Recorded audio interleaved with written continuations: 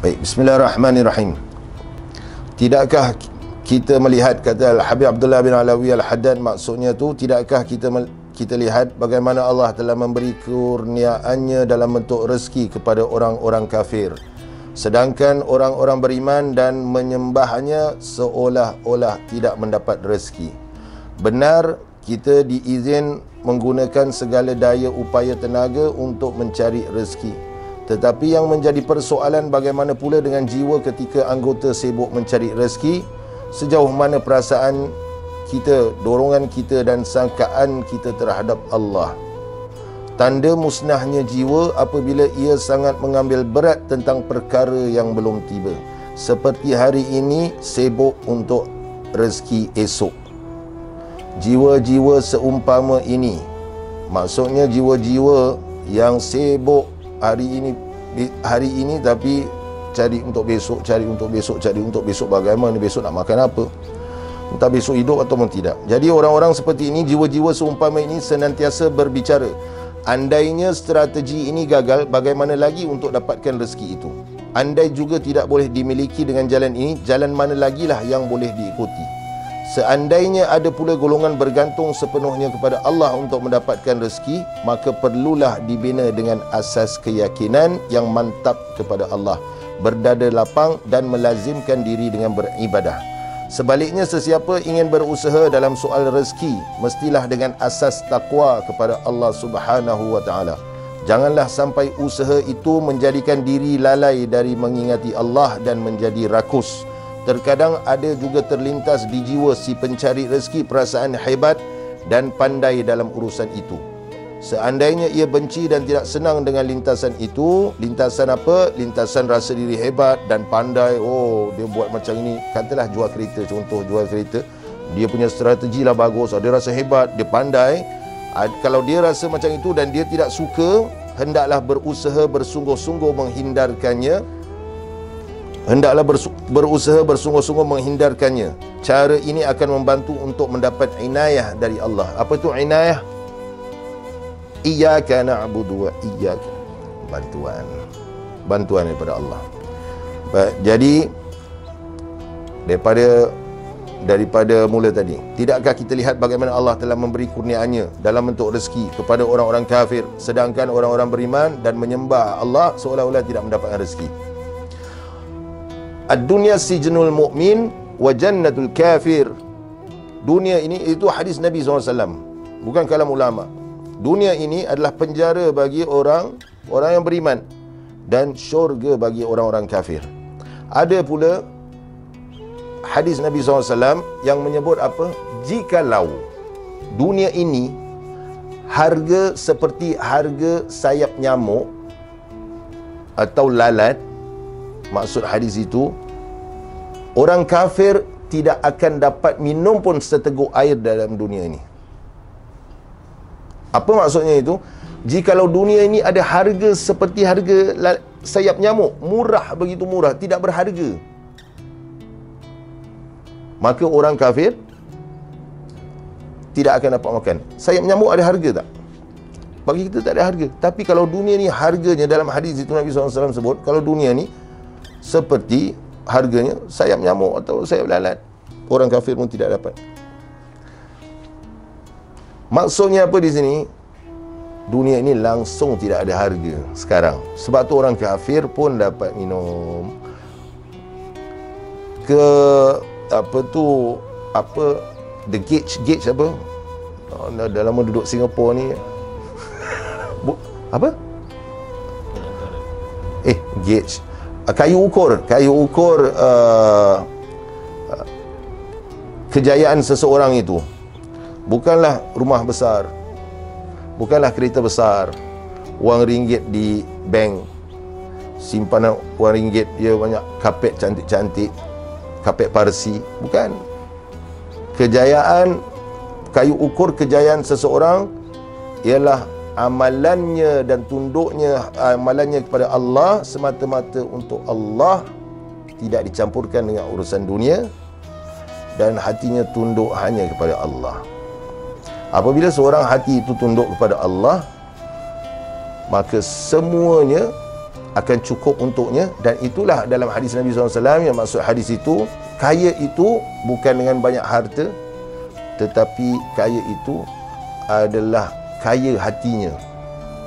Yang sedikit dirasa cukup, dirasa banyak. Jadi mengapa orang beriman ini seolah-olah macam semalam selepas majlis kita ada sebut tentang perniagaan kan. Orang Islam berapa ramai yang berniaga tapi tidak berjaya. Orang kafir kereta besar, kereta kecil dia pun Audi, kereta kecil dia itu buat pergi pasar. Kalau Malaysia kereta pergi pasar tu Myvi, kancil. Tapi kalau orang kafir kereta pergi pasar Audi. Kalau pergi jemputan tak tahulah kereta apa. Kenapa? Kerana yang tidak berjaya orang Islam yang bukan tunduk kepada Allah. Sudah kita bincang semalam kan, saya ulang balik. Orang-orang yang ramai, orang-orang Islam yang berjaya, kalau di Singapura saya kenal rapat dengan mereka. Mereka mengikut ajaran Al-Quran. Dalam ajaran Al-Quran itu ada sebut tentang terima sedekah tak? Terima zakat tak? Ada tak dalam Al-Quran? Semuanya memberi. Dalam suratul Baqarah Allah janji 700 tafsiran ayat itu, siapa beri satu sedekah yang sunat, bukan yang wajib. Yang wajib itu adalah zakat. Sedekah yang sunat Allah janji 700 kali ganda. Tapi ramai di antara kita tidak mahu keluarkan. Naik Grab $8 atau RM8 Malaysia, nak duit balik. Orang kita suka menerima, tidak suka memberi. Sampai bila-bila tidak akan berjaya. Ramai yang berjaya nampak berjaya, tetapi batinnya papa ke dana. Kerana apa? Tipu orang dan bermacam-macam lagi. Yang saya kenal rapat, mereka betul-betul dalam Al-Quran semuanya memberi. Tidak ada yang dalam Al-Quran menyebut minta, terima zakat, minta zakat. Yang ada tu dalam hadis Nabi SAW, yang ada orang meminta. Ada salah satu 3 golongan la yukallimuhullah, 3 golongan yang mana Allah tidak mau pandang mereka, yuzuru ilaihim fi yaumil qiyamah, di yaumul qiyamah, wala yuzakkihim, dan Allah tidak akan mensucikan mereka daripada dosa. Apa tu? Syekhun zan, orang tua berzina, wa malikun kadzab, penguasa, sultan, raja yang berdusta, dan ailun mustakbir, orang miskin yang sombong. Apa orang miskin yang sombong? Kau dah lah miskin. Biar miskin di dunia, jangan miskin di akhirat. Miskin hati pula. Minta ini aja. Aku dah sign kontrak dengan kau, aku nak kasih tiap-tiap hari 100. Kan? Ailun ni orang fakir yang saya cari. Kenapa orang? Jadi saya tanya ada guru-guru yang lain, ustaz-ustaz. Ailun ini adalah orang miskin. Orang miskin kita tahu fakir kan, fuqara kalau jamaknya. Fakir, orang susah. Tapi fakir ini tidak semua orang susah meminta. Yang antara orang-orang yang dimuliakan Allah di dunia dan di akhirat, terutamanya di akhirat, ialah orang susah yang tidak meminta-minta. Meminta ni ada macam-macam cara. Tidak semestinya meminta, saya susah, saya belum makan. Tidak semestinya. Dia duduk, dia tahu keliling dia orang kaya, dia buat cerita sedih. Anak saya nak buka sekolah ni, saya itulah kerja sekarang kan, susah. Sebelum Covid susah, sedang Covid sekarang, musim Covid lagi lah susah. Semua dengar. Itu minta, indirect. Orang nak kasih, tak payahlah, tak payah buat susah je, saya cuma cerita. Kau cerita buat apa?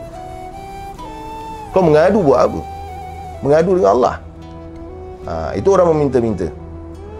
Orang fukara atau fakir ini, orang yang miskin, Tidak semua yang meminta.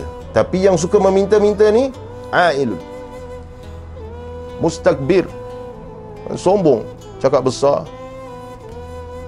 Jadi orang-orang yang saya kenal ni yang ada kapal terbang, orang Singapura. Orang Singapura ada syarikat dan ada kapal terbang, beberapa buah kapal terbang. Ini saya ceritakan untuk jadi pengajaran iktibar, pemangkin semangat untuk kita. Dan beliau beli dalam 2 atau rumah banglo untuk beliau tinggal satu, yang lain untuk pilot beliau apabila touchdown di Singapura, pilot tinggal di situ. Ada tukang jaga banglo-banglo itu, saya kenal, orang Bangladesh. Apabila siang hari ataupun bulan Ramadan, beliau suruh ataupun beri keizinan untuk yang jaga banglo ini untuk berkhidmat dengan Masjid Al-Abdul Razak. Sebab saya dulu pernah bertugas Masjid Abdul Razak. Dia rapat dengan orang-orang ini, berkhidmat, orang Bangladesh itu. Dan yang punya syarikat ini dia sendiri karim, dia pemurah, beri keluar. Tapi duitnya berjuta-juta, berbilion-bilion. Jadi jikalau hendak berjaya seperti orang kafir, ingat kita bukan orang kafir. Orang kafir berjaya dengan apa cara sekalipun, Allah beri mereka. Sebab itulah jannatul kafir, syurga untuk orang kafir. Dia nak buat apa? Buat kau punya suka, kau ada bahagian kau. Tapi di akhirat kau tidak boleh minta. Habis semua. Tapi orang Islam ada protokol dia, ada banyak undang-undang dia di dunia. Bukankah dunia ini tempat yang hina? Dunia ini tempat sementara. Bal tu'thirunal hayatad dunya, bahkan kamu pilih kehidupan dunia. Wal akhiratu khairu bakah apa? Wa abqa. Bahkan akhirat itu adalah lebih baik dan juga kekal. Jadi kita orang Islam, jika hendak berjaya, ada caranya.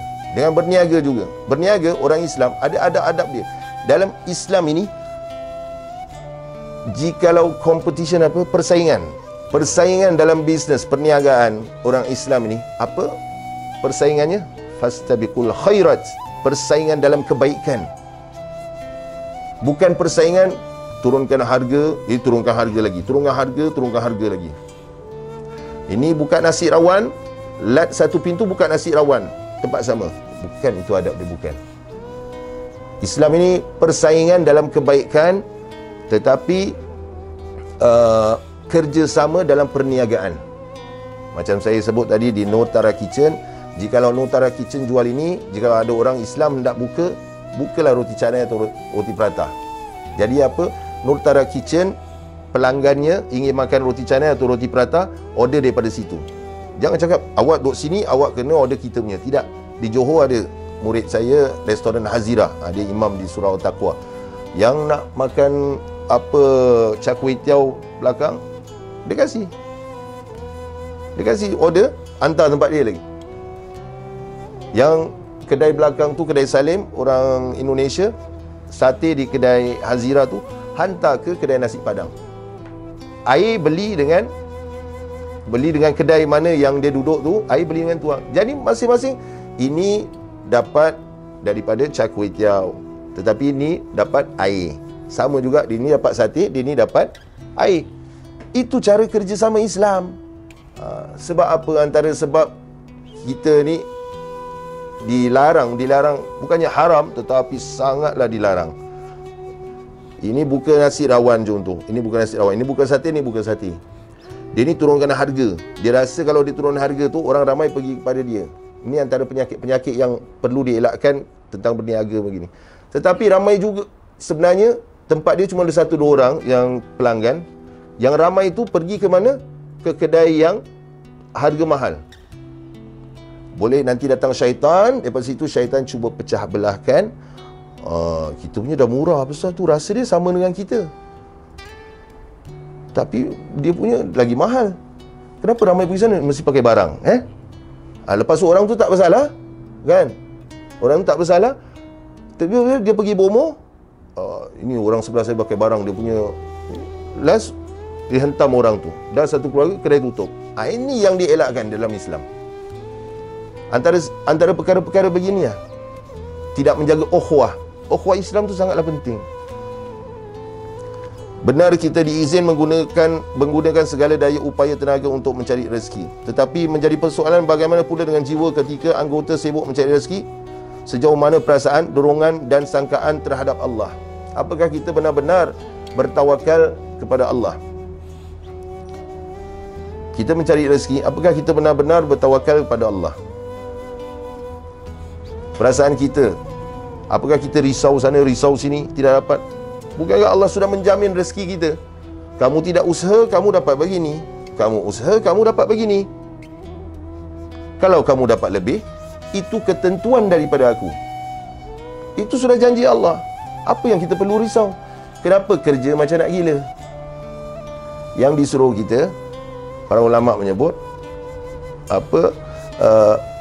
beribadah seolah-olah kamu hendak mati besok, kan? Mencari rezeki seolah-olah kamu akan hidup 1000 tahun lagi ke selama-lamanya. Selamanya, mencari rezeki seolah-olah kita akan hidup selamanya. Tapi ini kita terbalik. Kita beribadah seolah-olah kita akan hidup selamanya. Mencari rezeki macam nak mampus besok. Senangnya cakap. Betul tak? Apa maksud dia itu beribadah seolah-olah kita akan mati esok? Kalau kita tahu, jangan kata esok lah, lusa nak meninggal, macam mana ibadah kita? All out lah. Menangis atas sejadah, TV semua tak mau tengok, handphone pun mesej tak mau layan. Dia mula selalu minta maaf dengan siapa-siapa, cari orang nak bayar hutang cepat-cepat. Siapa yang kita ada buat salah, kita nak itu juga, kita nak minta maaf. Kemudian kita solat tahajud, bangun mata bengkak-bengkak, mengharapkan kepada kita cakap dengan orang baik. Itu termasuk ibadah tu, cakap dengan orang baik, akhlak. Likulli syai'in asas, wa asasul Islam al-khuluqul hasan. Setiap perkara itu ada asasnya, foundation, basisnya. Dan asas agama Islam adalah akhlak yang baik. Itu kata siapa? Seorang tabi'in, Ikrimah radhiyallahu anhu. Bukan anak Abu Jahal, tabi'in. Anak Abu Jahal, Ikrimah juga masuk Islam, bertaubat pada Nabi SAW. Jadi itu kalau akan mati lusa, ini akan mati esok. Dan mencari rezeki maknanya kita tahu kita selama-lamanya mencari rezeki. Kita tahu kita selama-lamanya akan hidup. Berhempas pulas ke kita? Relax sepatutnya. Tapi ni terbalik, kita beribadah seperti kita akan hidup selamanya. Saya pernah tanyakan di sini, bagaimana kalau kita dihukum gantung sampai mati? Orang yang digantung sampai mati dihukum. Sebelum digantung tu, apa yang akan kita lakukan?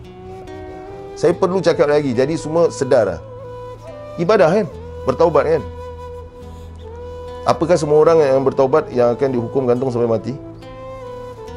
Tidak. Saya tahu ada yang tidak bertaubat, masih tidak boleh terima. Orang Islam.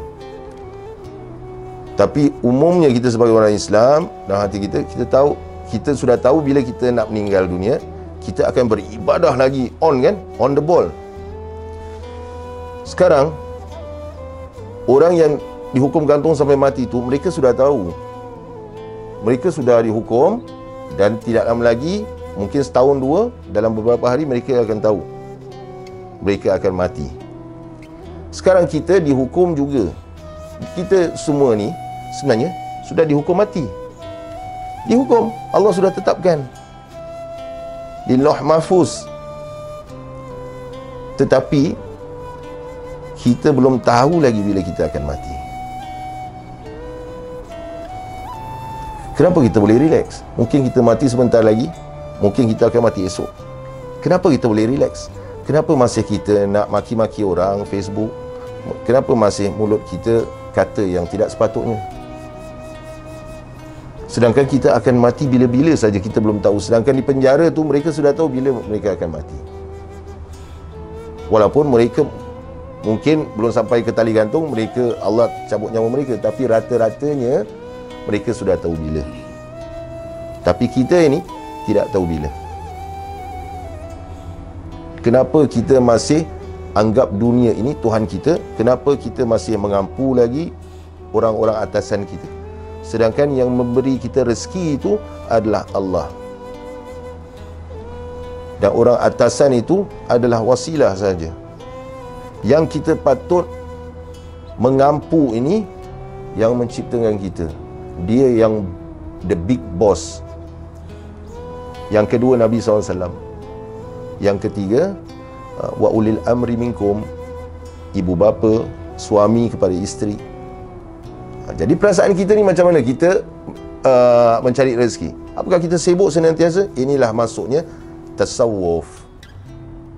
Apa saja ingat Allah. Apa saja ingat Allah. Rezeki tidak dapat, alhamdulillah, ada kebaikannya. Allah sayang padaku. Mungkin Allah tidak beri aku rezeki ni kerana tidak mahu aku susah. Yuridullahu bikumul yusra wala yuridu bikumul usra. Allah tidak mahu menyusahkan kamu, dan Allah mahu memudahkan, menyenangkan kamu, dan Allah tidak mahu menyusahkan kamu. Tanda musnahnya jiwa apabila ia sangat mengambil berat tentang perkara yang belum tiba, tentang esok, sibuk untuk rezeki esok. Ramai di antara kita.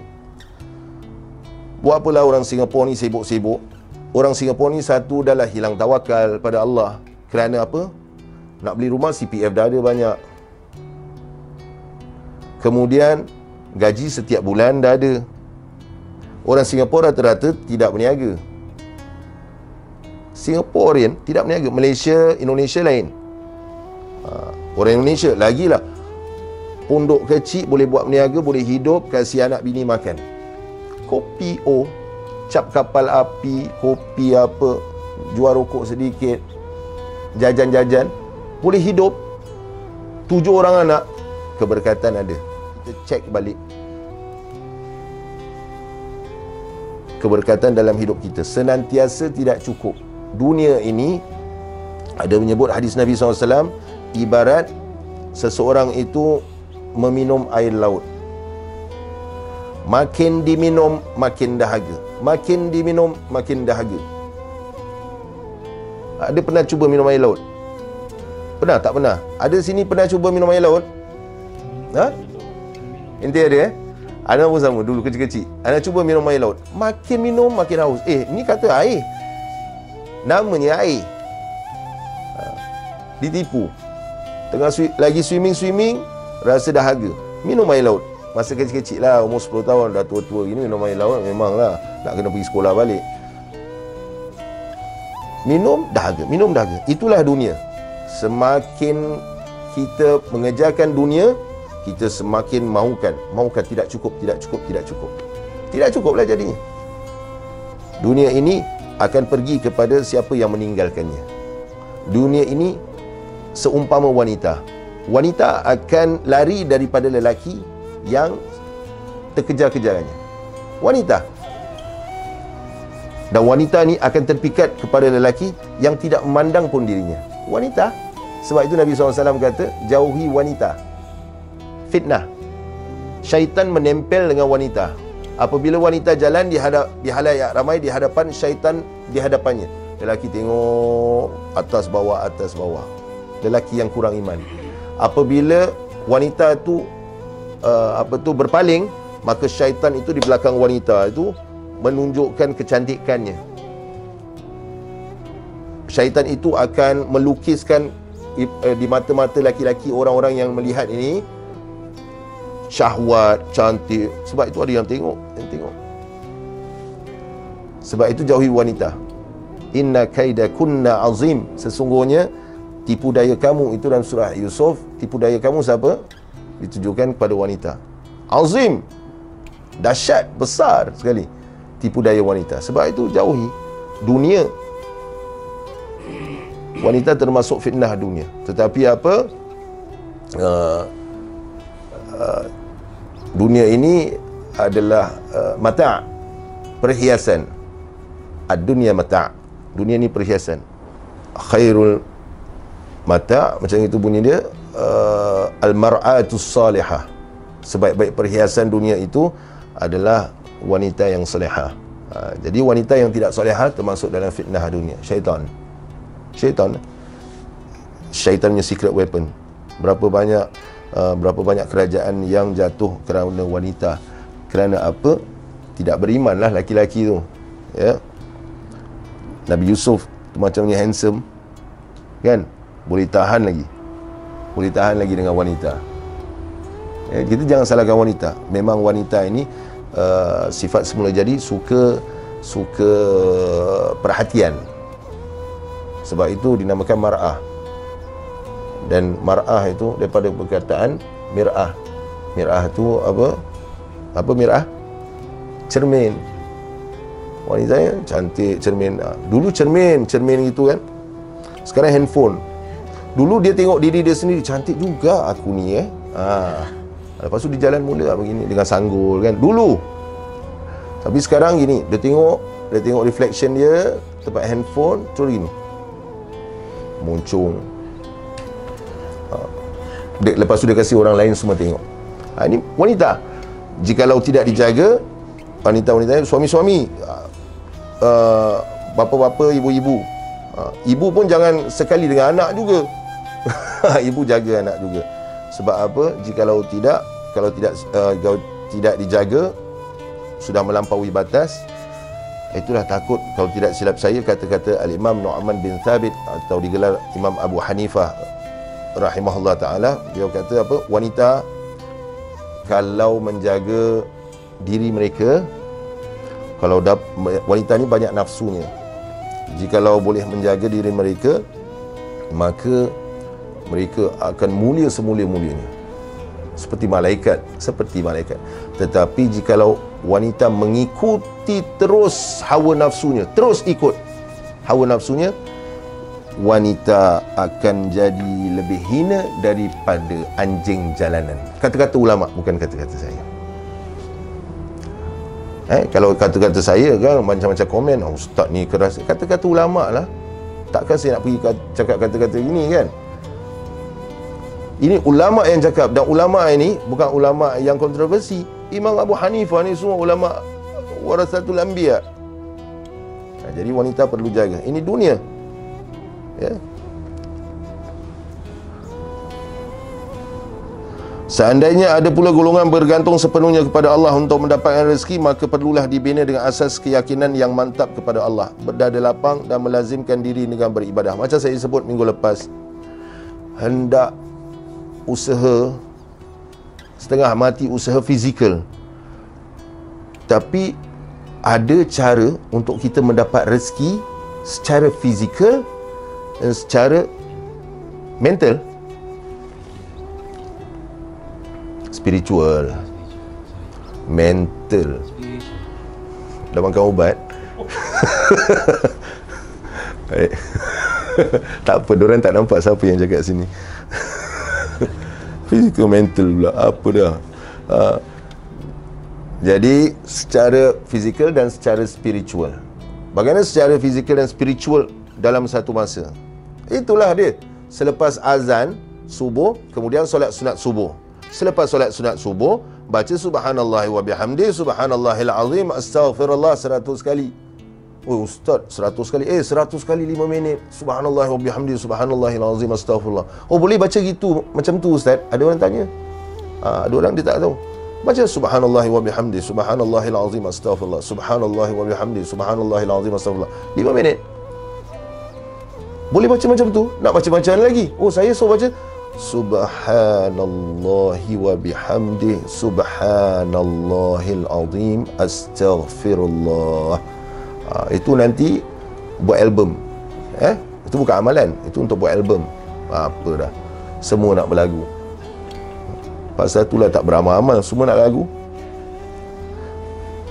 Subhanallah wa bihamdi subhanallahil azim astaghfirullah. Subhanallah wa bihamdi subhanallahil azim astaghfirullah. Selawat tafrijiyah hari yang kita baca dari awal. Selawat tafrijiyah sekurang-kurangnya satu hari 21 kali. Sambil membaca selawat tafrijiyah itu, kita niatkan sekali apa yang kita lagi apa, suratul waqi'ah. Itu semua kita dapat pahala. Itu usaha kita, tapi kita niat kepada Allah. Allah sudah menjanjikan kita tidak layak untuk tuntut kepada Allah. Innallaha la yukhliful mi'ad. Allah, sesungguhnya Allah tidak mungkiri janji. Yang mungkir janji itu kita. Allah tidak pernah mungkir janji. Kalau ustaz, kalau saya tertinggal malam hari saya baca waqi'ah, qada kan esok, niat qada. Boleh ke ustaz? Boleh lah. Siapa cakap tidak boleh? Itu perkara yang kita sudah melazimi. Imam Al-Ghazali sebut qada kan esoknya. Semalam terlupa baca Al-Mulk, hari ini baca Al-Mulk 2 kali malam. Semalam tertidur tidak baca surah Dukhan, hari ini kita qada. Lepas baca Dukhan, lepas baca surah Dukhan, baca lagi surah Dukhan. Jadi kita tidak akan tertidur. Kita akan sentiasa disiplin. Kita tidak akan ambil lewa amalan-amalan kita. Ini pesan Al-Imam Ghazali dan ulama-ulama tasawuf yang lain. Jadi itu antara dia, kita sibuk untuk berusaha. Kita fikir usaha kita itu saja, kita lupa amalan kita. Saya sebut apa? Man talaba ilma takaffalallahu birizqihi. Nabi tidak akan menyatakan sesuatu melainkan ia adalah wahyu daripada Allah. Dan Nabi sebut apa? Tadi yang saya sebut, man talaba ilm. Talaba ilma, siapa yang menuntut ilmu, takaffalallahu birizqihi. Allah mencukupkan dengan rezekinya. Rezeki apa? Rezeki Allah tu, Allah beri. Allah Ar-Razzaq. Kita Abdul Razzaq, hamba Ar-Razzaq. Tapi Allah itu Ar-Razzaq, yang maha memberi rezeki. Itulah usaha kita. Kemudian kita serah kepada Allah. Tawakal, doa, usaha dan tawakal. Jangan pening-pening. Orang Singapura tiap-tiap bulan dapat duit kan. Apa lagi? Nak kata berniaga tak berniaga. Macam mana nak dapat duit lebih Macam mana nak dapat duit lebih? Kau macam tu jugalah. Siapa suruh kau kerja bulanan? Kan Nabi sudah menjanjikan dalam perniagaan. Kerana apa? Perniagaan ini dia membantu kita secara spiritual. Banyak bertawakal kepada Allah. Dan kita niatkan sunnah. Jiwa-jiwa seumpama ini sentiasa berbicara, andainya strategi ini gagal, ini kalau tak boleh macam mana nak buat ni, ini kalau tidak boleh macam mana nak buat ni. Itu saja yang dipikirkan. Itu Allah dia letak di mana? Di belakang jauh.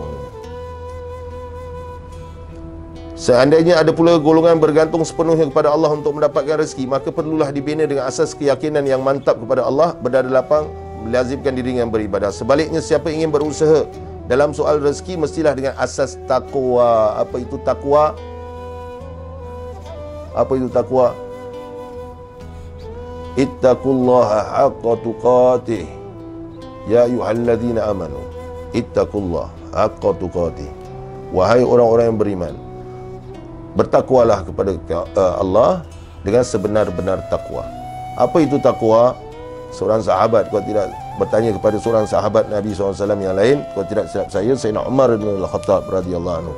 Apa itu takwa? Takwa itu umpama seseorang berjalan di atas jalan yang penuh dengan duri.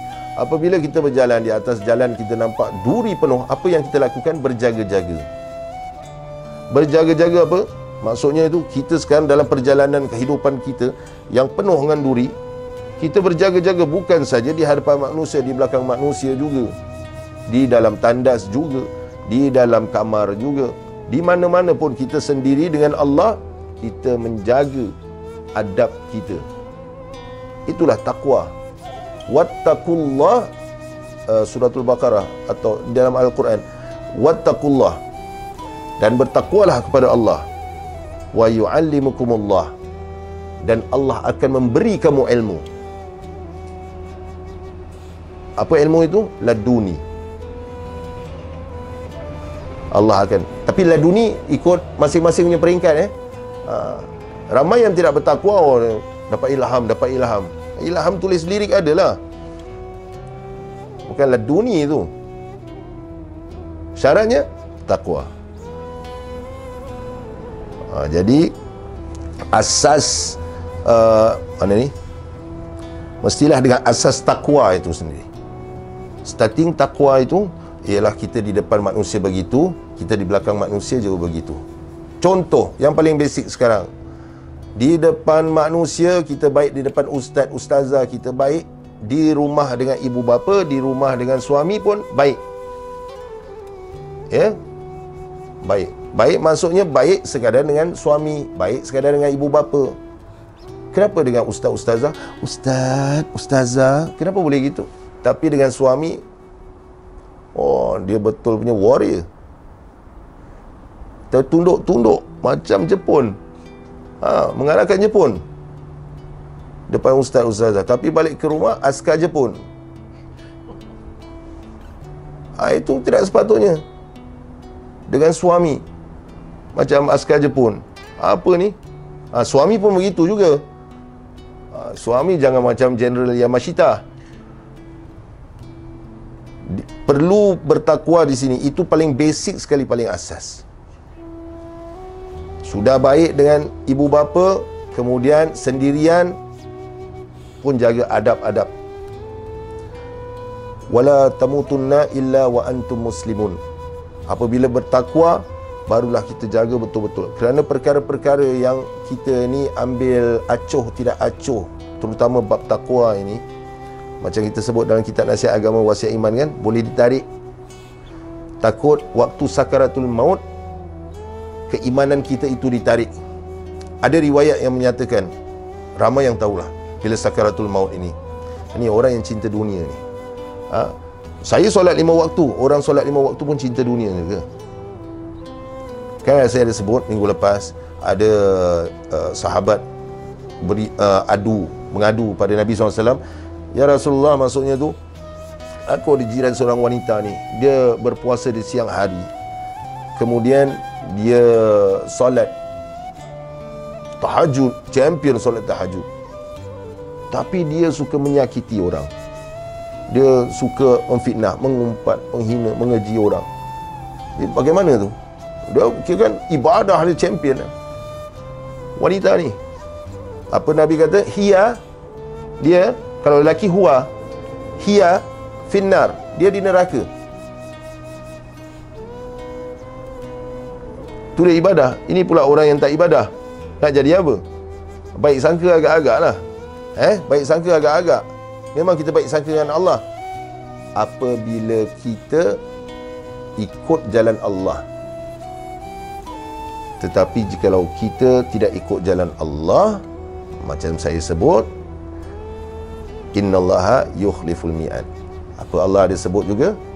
Inna azabi la syadid. Sesungguhnya azab aku amatlah pedih. Jadi apa itu, orang-orang yang tadi bab mana takwa. Kemudian wala tamutunna itu riwayat yang orang sakaratul maut itu. Orang sakaratul maut itu nanti datang syaitan suruh dia sembah supaya kita ni tidak mati dalam Islam.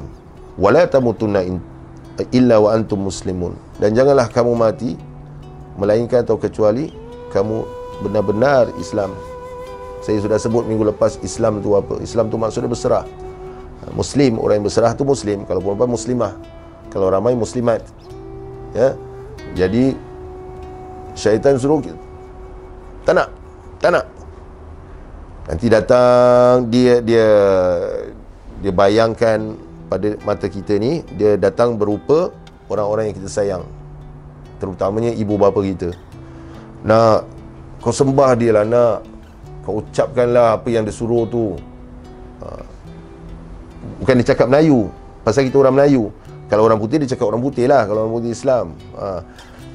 Ada orang lurus bendul. Jadi dia akan kasih minum.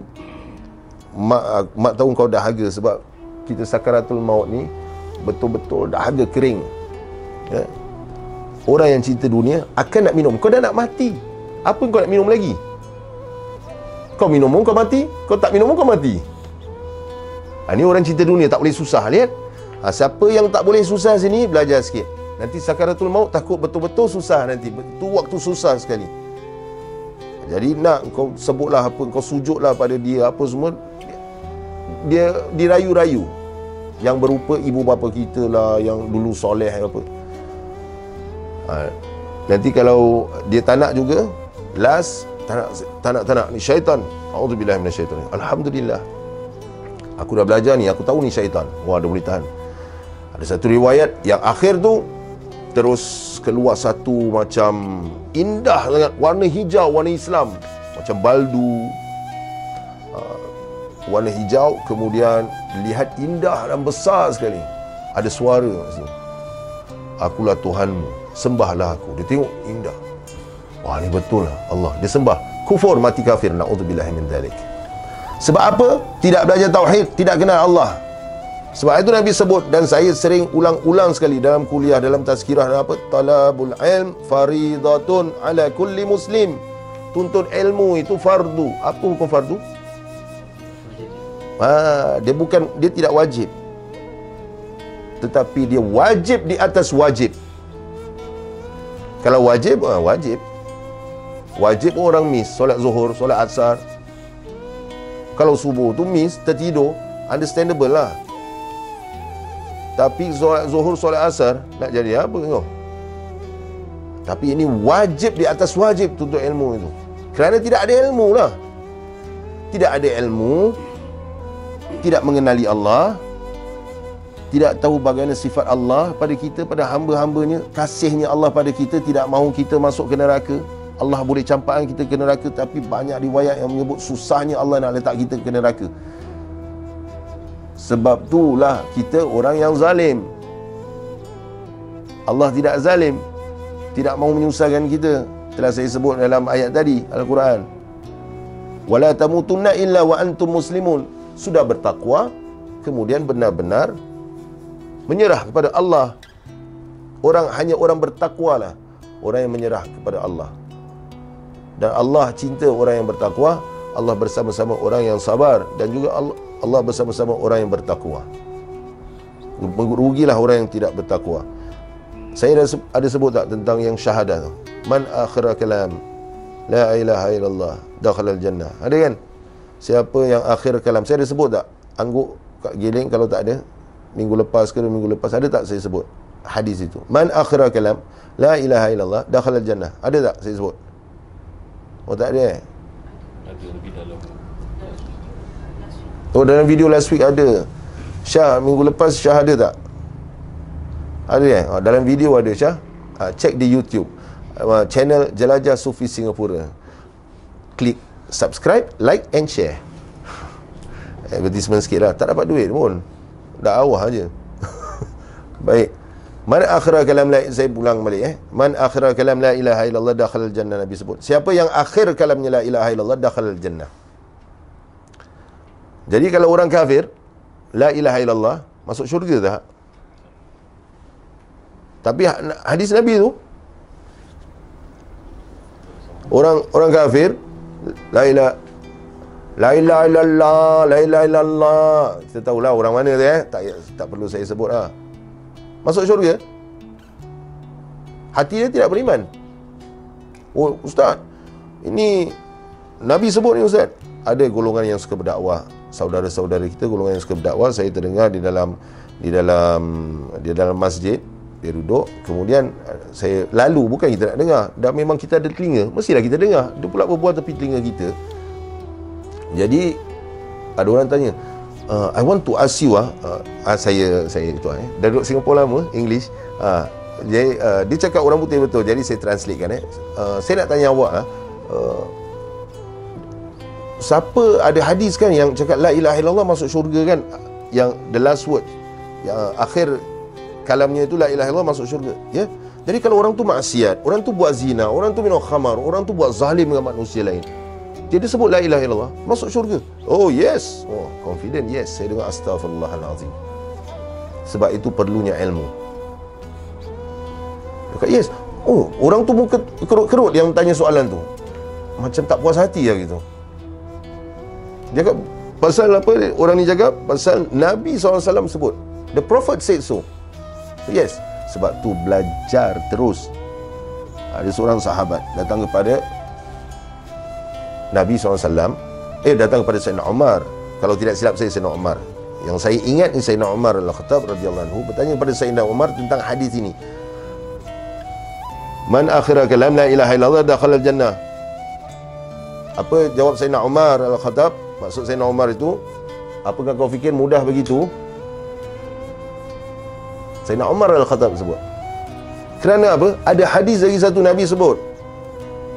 Man akhira kalam la ilaha illallah wa ya'lamuhu dakhala al-jannah. Siapa yang akhir kalamnya la ilaha illallah dan dia berilmu dengan la ilaha illallah. Berilmu, apa ya'lamuhu? Dia bukan saja berilmu. Orang wa ya'lamuhu tu, dia berilmu dan dia mengamalkannya. Itulah orang yang berilmu dengan la ilaha illallah. Dia bukan saja setakat tahu la ilaha illallah, tapi dia beramal dengan la ilaha illallah, dakhalal jannah, masuk syurga. Jadi tidak syirik kepada Allah, bertakwa, berserah kepada Allah, menjauhi diri daripada dunia. Apa maksud menjauhi diri daripada dunia? Maksudnya ini meninggalkan dunia yang penuh syahwat. Tidak salah suka berpakaian indah, asalkan jangan membazir, wala tusrifu, dan jangan berlebih-lebih. Kulu washrabu wala tusrifu. Innallaha la yuhibbul musrifin. Makanlah kamu, minumlah kamu, dan jangan berlebihan. Ayat Al-Quran, maksud ayat itu, sesungguhnya Allah tidak suka orang yang berlebih-lebih. Faham? Jadi itulah berilmu dengan la ilaha illallah sekali. Takwa atas asasnya. Terkadang ada juga terlintas di jiwa si pencari rezeki perasaan hebat dan pandai dalam urusan itu. Seandainya ia benci dan tidak senang dengan lintasan itu, hendaklah berusaha bersungguh-sungguh menghindarkannya. Orang kalau kita banyak muhasabah diri. Sebab itu orang-orang yang banyak melihat dosanya, rasa dirinya tidak bagus, dapat detect. Tasawuf ini belajar untuk detect. Ada yang duduk tasawuf dan kelas tasawuf, rasa telinga dia panas. Ustaz ni cakap pasal aku ke? Ustaz ni cakap pasal aku ke? Ustaz ni cakap pasal aku? Tak. Saya baca Ihya Ulumuddin tak habis-habis. Berapa tahun kitab tu? Walaupun 4 jilid tebal-tebal. Saya baca satu muka surat, rasa macam Imam Ghazali sepak tampar muka saya. Baca lagi, tertutup-tutup. Allah, teruknya aku ni. Macamnya teruk ke aku ni? Kitab Al-Habib Abdullah Al-Haddad saya baca, teruknya aku ni. Tasawuf. Ini pula duduk dalam kuliah, bukan rasa kena tampar-tampar, rasa kena pijak-pijak, kena nyak-nyak gitu. Ini tasawuf. Nyak apa? Hati kita, ego kita jatuh. Jangan lepas ini, oh tak adalah, saya tak macam itu. Inilah, ni pasal inilah. Tasawuf tu bila belajar untuk diri kita, bukan lihat dalam kuliah. Oh ni macam ada sifat-sifat macam si fulan, ni sifat-sifat macam si fulana. Tidak, untuk diri kita. Sebab tu kadang-kadang dalam kuliah ni saya guna perkataan keras sikit. Untuk apa? Untuk terus tembak di hati. Ada part lembut, ada part keras, untuk tembak di hati. Sebab tu tadi kata apa? Mampus. Terperanjat kan. Bila terperanjat tu, itulah tersentak, kena tembak. Bukan mencarut lah. Ada part macam dalam Quran. Dalam Quran pun ada part tembak juga. Tak kena belai, dodo tidur. Umat dah banyak tidur. Pula sekarang ni banyak tertidur dengan belayan dunia. Kan? Pula kalau isteri ada, macam saya lain, isteri tempat Johor. Jadi tak dibelai. Ada pun ni lah, saudara saya ni, Syed Masyhur kat sini. Dia belai saya, belai. Belai berbual lah, belai. Alhamdulillah. Apabila rasa perasaan hebat, hilangkan. Aku ni teruk, aku ni tak pandai. Ni semua daripada Allah. Pernah kan saya keluarkan kata-kata dalam kuliah, saya tidak plan apa nak kata.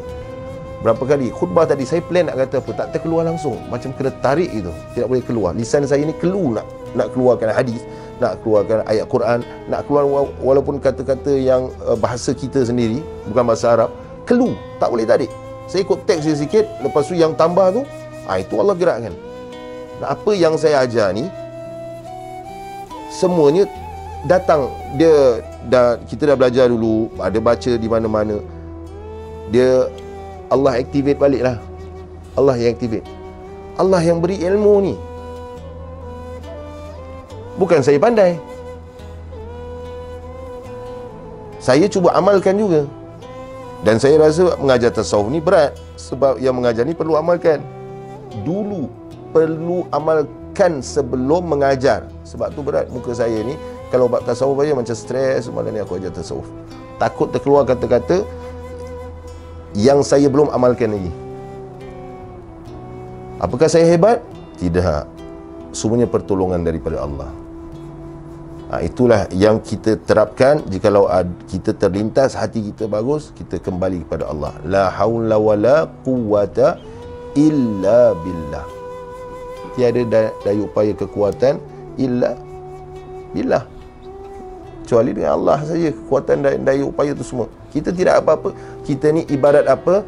Patung papet, cuma dikurniakan akal. Jangan ingat patung papet buat dosa, pergi sejadah, ini semua Allah gerakkan. Buat dosa, gerak daripada Allah. Tak adalah. Itu kaum Jabariyah merepek, semuanya Allah, semuanya Allah, kan? Jadi kita diberi akal, gunakan akal. Akal yang sihat itulah yang senantiasa mengingat Allah dan menyerahkan kepada Allah. Ada masuk bab Said dan Sharifah tak ada? Okey. Ya, minggu lepas tentang kafaah kan. Minggu lepas tentang apa tu yang masuk kafaah tu, sebab apa saya masuk bab kafaah tu. Tukang sapu, dengan itu tuntutlah rezeki hanya dari Allah dan apa. Oh, itu pasal isteri bersyukur. Ini pasal syukur. Minggu lepas tentang syukur. Suami sudah beri macam masuk tukang sapu kahwin dengan magistrate. Isteri magistrate, suami tukang sapu. Kan? Isteri magistrate. Suami haram untuk cakap dengan isteri walaupun isterinya ahli parlimen Paguh. Ahli parlimen Paguh siapa? Oh, Tan Sri Muhyiddin. Bukan, dia ahli parlimen lain. Takkan Tan Sri Muhyiddin jadi isteri kan? Ahli parlimen wanita. Dia tukang sapu. Suami dia cakap, yang awak bayar ni, saya bayar cuma duit air je lah. Pandai suami. Haram kan, saya sebut haram. Sebab apa?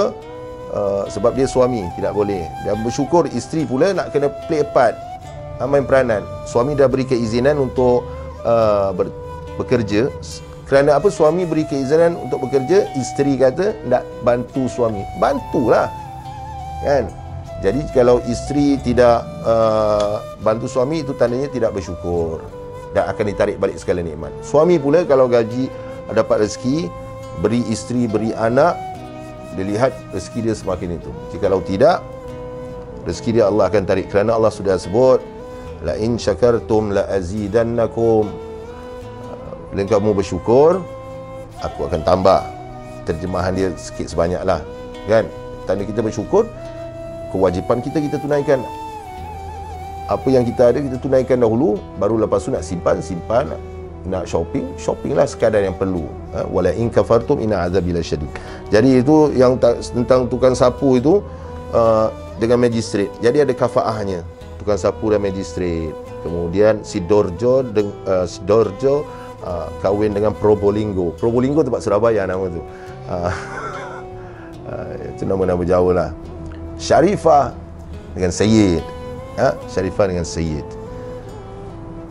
Ada kafaah situ. Apakah Sharifah? Jadi minggu lepas saya sudah terangkan tentang Sharifah bernikah dengan Sayyid. Kalau boleh dielakkan, dielakkanlah Sharifah untuk bernikah dengan yang lain. Dielakkan. Adab para ulama, terutamanya ulama Hadramaut Tarim,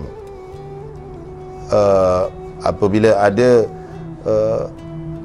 walaupun Habib bapa pada Sharifah tu ingin melamar, bapa Sharifah ni suka dengan seorang lelaki ni yang bukan seorang Sayyid. orang Melayu ke orang Jawa ke, atau syekh, seorang Arab juga tapi bukan sayyid, ingin melamar,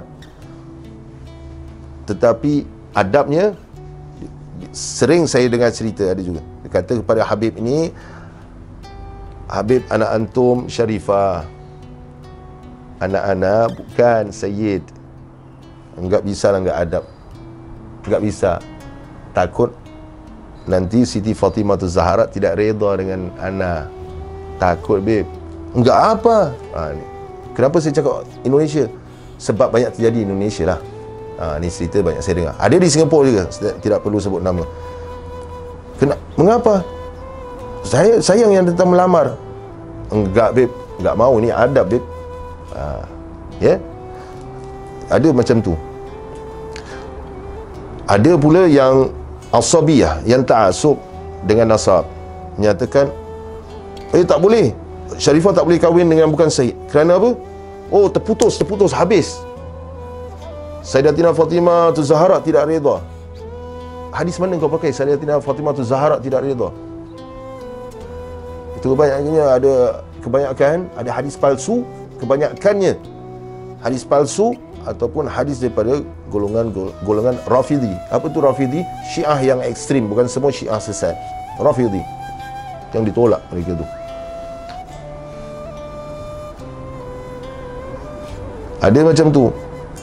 Jadi bagaimana kalau sayyid, para ulama dari golongan habaib sendiri menyebut, jikalau wanita Syarifah yang sudah lanjut umur boleh mendatangkan fitnah. Kalau ada seorang yang walaupun bukan orang sayyid, bukan daripada golongan sayyid, yang datang meminta, dia itu saleh, alim, baik, orang baik, maka terimalah. Tapi sebelum itu dudukkan dia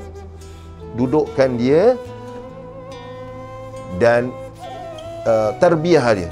Kamu tahu kamu akan bernikah dengan siapa ni? Ini zuriat keturunan Nabi SAW.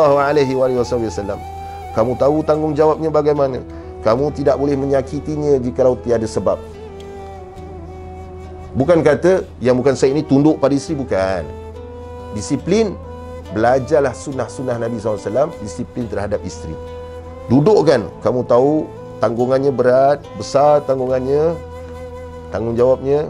Ini zuriat Nabi SAW, ajar dia adab-adabnya. Lepas tu nak nikah. Apakah nasab terus putus? Syarifah yang berkahwin dengan bukan sayyid, apakah nasab putus? Terus semua sekali putus? Sebab itu yang orang-orang yang ta'asub ni menyatakan nanti Sayyidatina Fatimah Zahra radhiyallahu anha al-batul akan murka. Apakah?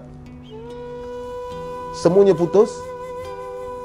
Dah tu apa yang tinggal? Nasab memang putus, tapi tidak semua putus.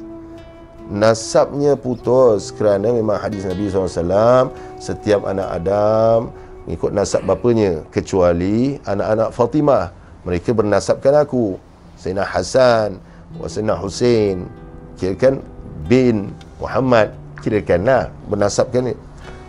Tapi anak yang Syarifah yang bukan berkahwin dengan sayyid ni, yang berkahwin dengan yang bukan sayyid ni, apakah semuanya putus? Tidak. Para ulama menyebut,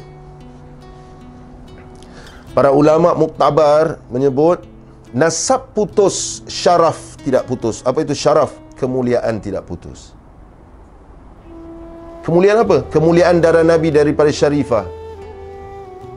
Sebab itu ada sebahagian ulama yang menyatakan jikalau ibunya Syarifah, bapanya bukan sayyid, dapat anak, masih boleh digunakan sayyid atau Syarifah untuk anak itu, kerana kemuliaan itu bersumber daripada ibunya.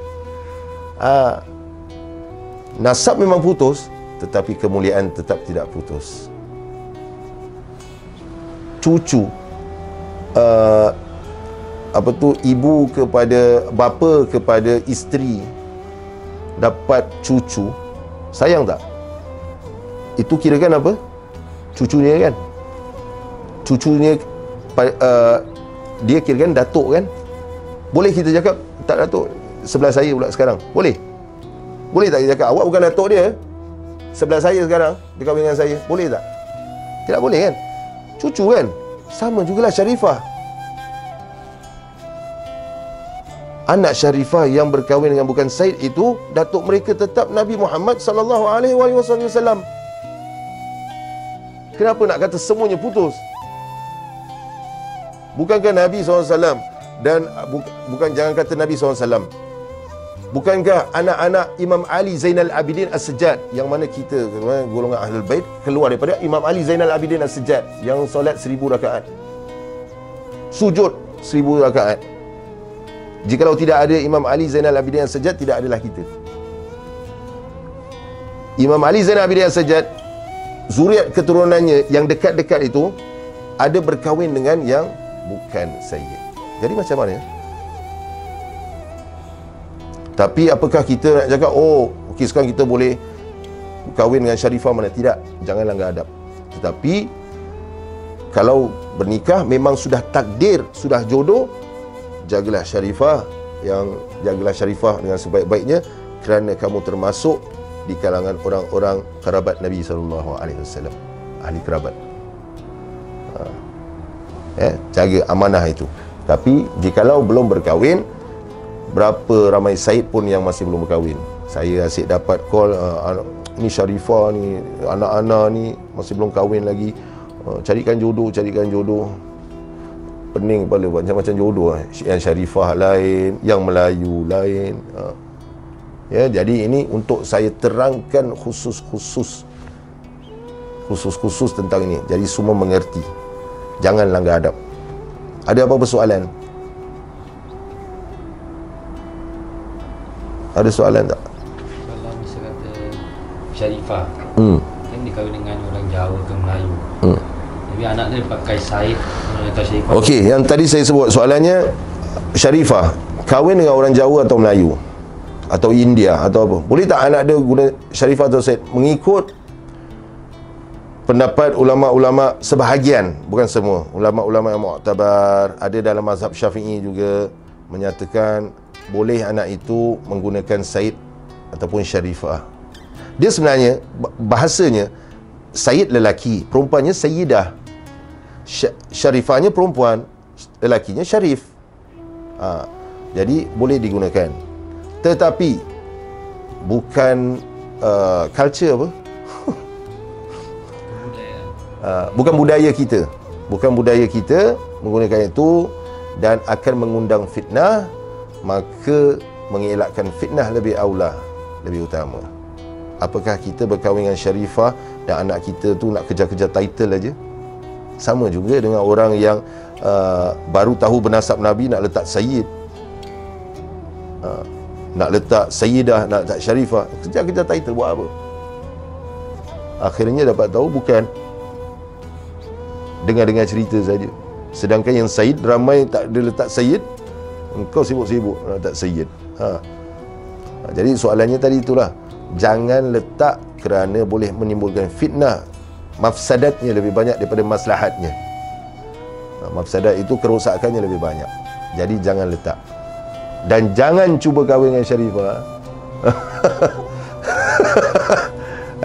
Soalan-soalan ini macam nak test-test saja. Kalau memang dah takdir tu, dah takdir.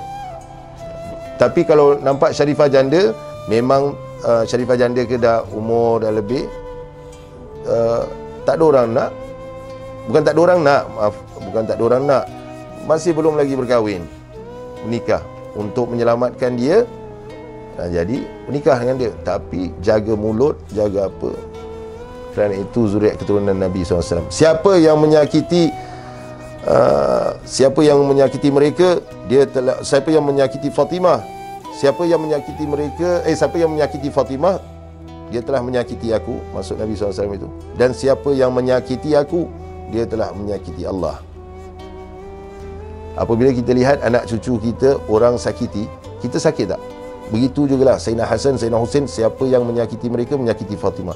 Siapa yang menyakiti Imam Ali Zainal Abidin As-Sajjad, menyakiti Sayyidina Husain, menyakiti Sayyidatina Fatimah, menyakiti Nabi SAW, menyakiti Allah. Siapa yang menyakiti golongan Sayyid, anak zuriat keturunan Nabi, telah menyakiti pada Nabi SAW, kepada Allah.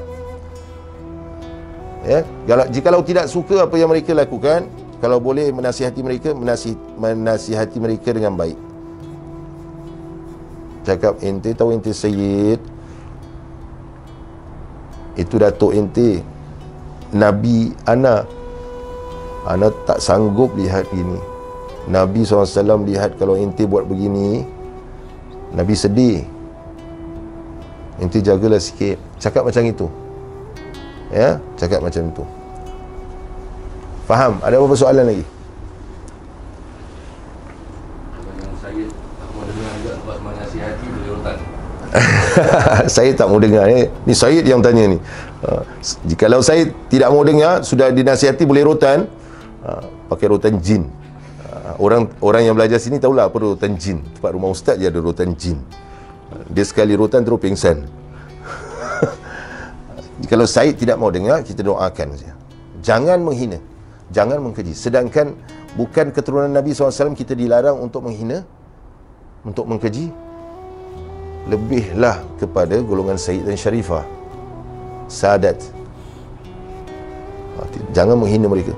Ini saya pernah dengar telinga saya ni. Ya, keturunan Nabi. Keturunan Nabi dipelihara lah.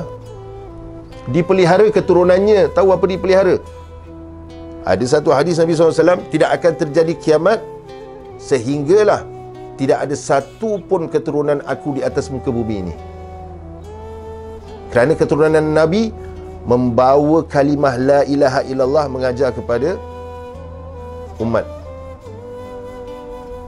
Sebab itu tidak lari dengan lagi satu hadis, tidak akan terjadi kiamat selagi masih ada orang menyebut nama Allah.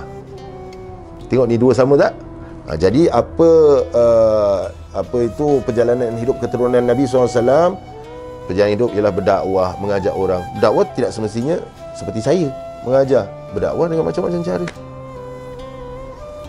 Tetapi bawa orang kepada Allah dan Nabi SAW. Jadi yang Syed yang tidak mau dengar, ataupun Syarifah-Syarifah kita sedih melihat itu, kita doakan mereka. Jikalau ada orang kata, ini Syed, oh ni Syed, ini tu, Nabi punya tu. Jangan kata itu. Nabi kalau ada, Nabi sedih. Nabi kalau ada, Nabi SAW sedih. Akan dipertontonkan segala apa yang kita lakukan pada Nabi SAW, umat Nabi tu. Ini pula zuriat keturunan Nabi SAW. Jadi perlu jaga. Syarifah-Syarifah pun nak kena jaga lah. Jikalau kita lihat Syarifah-Syarifah ada di TV, banyak di TV Syarifah, kasihan mereka. Kalau Syarifah yang ada buka-buka aurat tu, boleh tutup lah. Lelaki tu tengok Syarifah ni, tak perlu sebut lah nama Syarifah, apa Syarifah dia buat kelakar, kita pun ketawa. Kita reda ke? Tutup lah. Dan TV tu pun banyak kerosakan. Lagi kita tengok, lihat Syarifah tu begitu. Dan jangan mengata pula, alah Syarifah, apa maksud ni? Nanti tahu-tahu satu macamnya kualat kau dapat, terus lepas lagi kau gini, tak boleh stop pula sampai meninggal. Apa padang punya muka. Jadi jaga adab, jaga al-adabun fauq al-ilm, itu pesan Nabi. Adab itu di atas ilmu.